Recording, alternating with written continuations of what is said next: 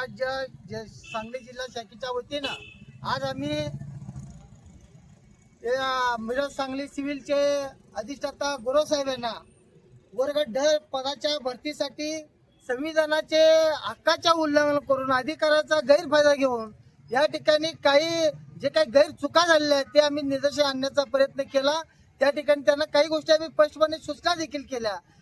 जे उमेदवार पद ड पदासाठी अर्ज भरलेले आहेत त्यांना काही पर्याय दिले होते भरताना, कोल्हापूर, सांगली, सातारा, पुणे असं दिला असताना देखील तो पर्याय न निवडता चुकीच्या ठिकाणी हजारो किलोमीटरवर त्या उमेदवारांना पाठवण्यात आलेला आहे।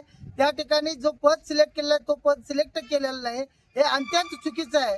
खरोखर जे होतकरू गरीब कष्टकरी जे वर्गाचे जे विद्यार्थी उमेदवार जे अर्ज भरलेले आहेत त्यांचं यामध्ये आर्थिक, शारीरिक सर्वच काही गोष्टी नुकसान होणार आहेत। कडाकीच्या थंडीमध्ये हजारो किलोमीटरच्या वरती त्या उमेदवारांना पाठवायचं, कारण ते पर्याय नसताना देखील पाठवायचं, न कळत उमेदवाराला सांगायचं 2 दिवसाच्या समोर असताना, हे अत्यंत चुकीचं आहे।